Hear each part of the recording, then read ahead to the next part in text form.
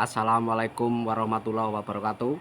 Teman-teman saya dimanapun berada, saya doakan semoga keluarganya sakinah mawadah warohmah, dilancarkan, dimudahkan segala urusannya. Amin amin ya robbal alamin.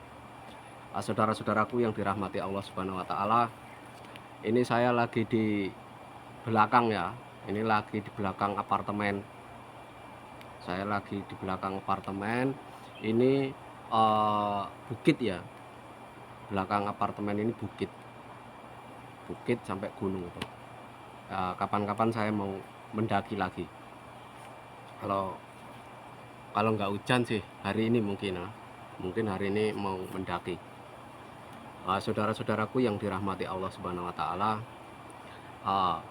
di sini kita akan membahas yaitu dengan judul butuh apapun nggak khawatir lagi tinggal disolawatin, yaitu dengan judul butuh apapun nggak khawatir lagi tinggal disolawatin. Di sini saudara-saudaraku yang dirahmati Allah Subhanahu wa taala, mari kita selalu istiqomah di dalam bersolawat ya. Butuh apapun tinggal disolawatin ya. Jadi butuh apapun tinggal disolawatin. Saudara-saudaraku yang dirahmati Allah Subhanahu wa taala, terus sholat dan sholawat. Nanti ya, ini jamnya lagi menaik jam dulu. Saudara-saudaraku yang dirahmati Allah Subhanahu wa taala, butuh apapun nggak khawatir lagi tinggal disolawatin. Iya, kata-kata ini sangat menyentuh hati ya, sangat menyentuh hatiku. Karena apa? Bila kita mempunyai suatu keinginan, mempunyai hajat, mempunyai apapun, kita tinggal sholawatin. Mintalah kepada Allah Subhanahu wa taala melalui sholawat. Ini sangat baik ya. Jangan melalui pesugihan nyiblorong, pesugihan babi ngepet, pesugihan uang balik yang merugikan orang lain dan keluarga kita. Lebih baik kita dengan jalan bersolawat, yaitu butuh apapun nggak khawatir lagi tinggal disolawatin. Saudara-saudaraku yang dirahmati Allah Subhanahu wa taala, kita tinggal bersolawat ya, bersolawat dan bersolawat, daripada kita terjerumus ke hal-hal yang tidak baik ya. Bila ada orang yang berkata meminta kok harus dengan solawat, daripada kita meminta kepada hal-hal yang buruk, kepada gaib-gaib yang akan merugikan diri kita, lebih baik kita dengan bersolawat. Iya kan? Itu pasti. Kalau kita dengan babi ngepet, dengan tuyul, dengan genderuwo, apalagi genderuwo ya, kalau genderuwo ini pasti otomatis akan menggauli. Kalau genderuwonya lelaki, pasti akan menggauli istri kita. Kalau genderuwonya perempuan, pasti menginginkan diri kita untuk menggaulinya. Kan gitu. Apakah kita rela ibaratnya mempunyai istri digaulin genderuwo? Kan begitu. Lebih baik kita bersolawatan, mendapatkan keberkahan di dunia, mendapatkan keberkahan di akhirat. Mari kita bersolawat. Karena apa?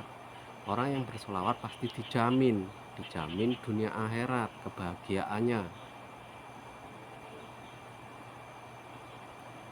Ada yang membuat saya sangat sangat menyentuh dulu itu.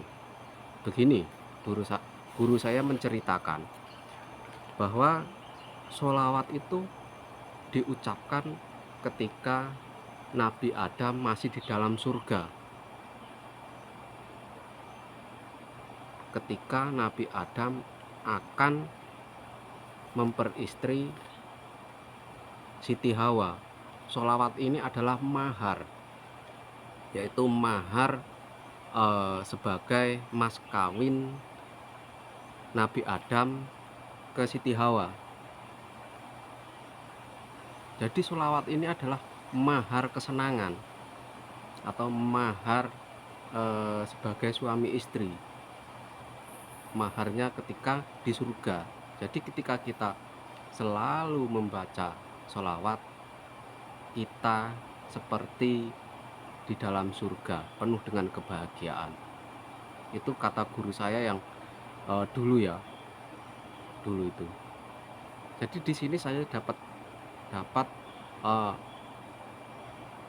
memberi kesimpulan, itu kesimpulan diri saya pribadi ya. Bila ada kesalahan mohon dimaafkan, bila ada kebenaran itu adalah kebenaran Allah Subhanahu wa taala. Jadi saya dapat memberikan kesimpulan bahwa ketika kita selalu bersolawat, kita akan bahagia seperti di dalam surga, yaitu kebahagiaan yang hakiki. Ada juga torekoh atau tarekat itu yang menggunakan jalan sholawat. Ada yang wiridnya itu hanya sholawat, ya, tidak menggunakan wirid-wirid yang lainnya, tapi lebih cepat. Ini memang lebih cepat. Jadi saudara-saudaraku dimanapun berada, mari kita selalu istiqomah di dalam bersolawat apapun itu.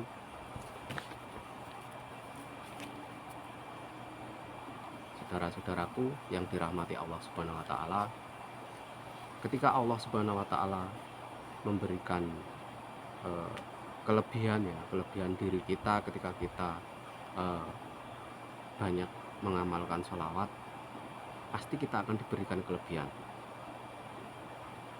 kelebihan di bidang apa ya? Di bidang rezeki, di bidang kasih sayang, pasti itu. Kalau orang yang banyak bersolawat masih dibenci, masih dihina-hina, itu perlu dipertanyakan. Mungkin masih ada kesalahan di dalam dirinya, yaitu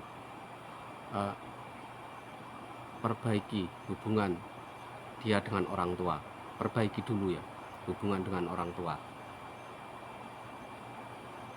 Pasti ada kesalahan, yaitu di antara dia dan orang tua. Kita sebagai anak harus klop dengan orang tua, ya. Jangan membangkang, jangan menghardik. Orang tua adalah, kalau orang Jawa mengatakan Tuhan yang katon, kan gitu, yang terlihat. Ini bisa dikatakan salah, juga bisa dikatakan benar ucapan itu. Maksudnya begini, ketika kita menginginkan ridho Allah, kita harus meminta ridho orang tua. Ada yang mengatakan doanya orang tua bagaikan doanya 1000 wali Allah. ini ada tanda kutipnya ya. Orang tua yang bagaimana? Ketika orang tua yang taat kepada Allah Subhanahu wa taala, maka doanya kepada anak itu bagaikan 1000 wali Allah. Tapi ketika orang tua jauh dari Allah, doanya juga tidak semustajab gitu. Bila orang tua kita masih jauh kepada Allah Subhanahu wa taala, ya beri pengertian sedikit demi sedikit ya, supaya uh, beribadah gitu. Jadi antara kita dan orang tua itu harus seiring sejalan. Perbaiki diri kita, perbaiki orang tua kita. Supaya apa? Supaya kita bisa tinggal bersama di surganya Allah. Ya saudara-saudaraku yang dirahmati Allah Subhanahu wa taala, mari kita istiqomah di dalam segala hal. Apapun itu, jangan pernah tinggalkan sholat dan sholawat ya. Seperti judul tadi yang mengatakan apapun ketika kita butuh apapun,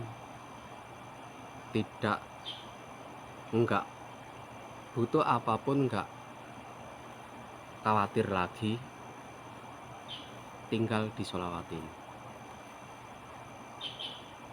Yaitu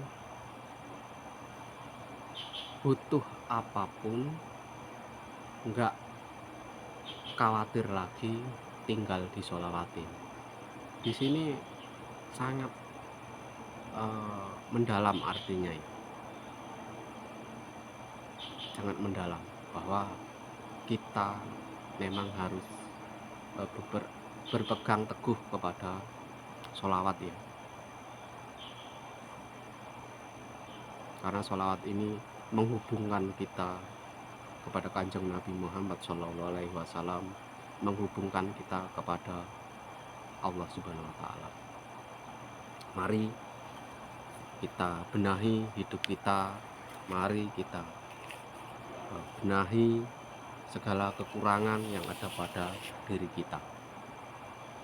Terima kasih sudah menonton video saya dari awal sampai akhir. Saya ucapkan Assalamualaikum warahmatullahi wabarakatuh.